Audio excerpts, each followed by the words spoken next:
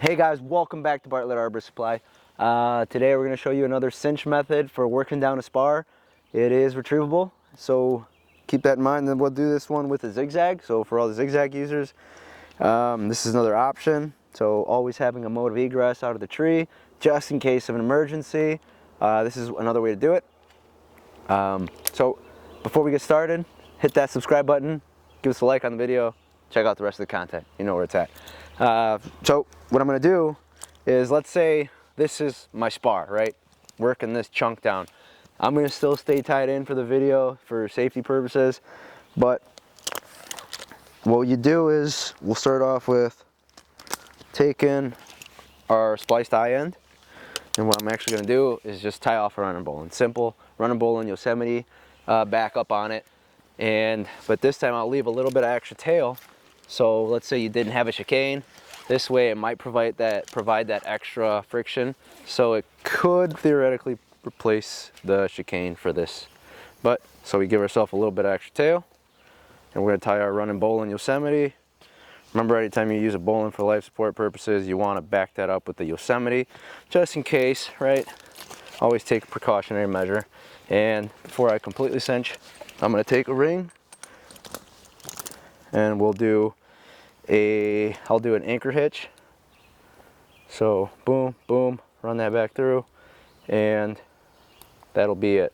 Keep in mind, you will need a lot of rope. So depending on how much of the spar you still have to just come down, right? It's gonna dictate how much rope you need. So we'll start there, and I'll work my extra tail there. Now, instead of coming down the traditional method of just like that, this is gonna switch it up a bit, where you're actually gonna run. Before I do,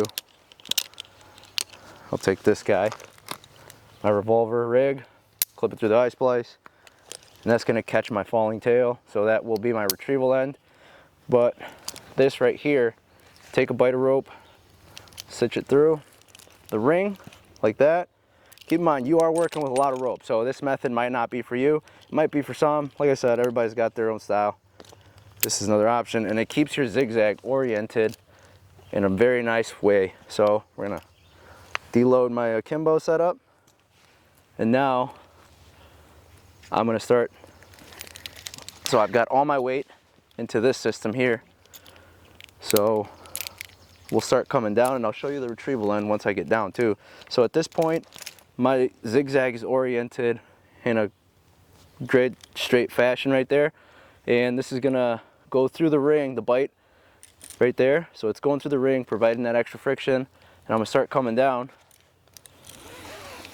right? And once I hit the ground, my retrieval leg will be these two. So once I unweight everything, introduce some slack, I can start pulling everything. But right now that it's weighted, I'm held in position, and if you wanted to, you could spin the bowline further to the left, so you're actually on the bite side, so it's not just right there. So we're coming down, and once I hit the ground, I'll show you how it'll all pull out. Yeah, so stand by for that. So we've hit the ground. I'm down at my ground level. I'm gonna disconnect that bite that connected back to the zigzag, and this will just pull all the way through the ring, right? That'll go through the ring like that. And now two legs over here, brings the whole system down. Like I mentioned, you're working with a lot of rope, so it could work for small spars, having a mode of egress, or if you like always being tight end, this is another option. Now they got everything to me, so all I have to do is simply untie it, and I'm ready to roll. Thanks for checking us out. Check us out at bartlettman.com or Google us, Bartlett Arbor Supply. Stay safe.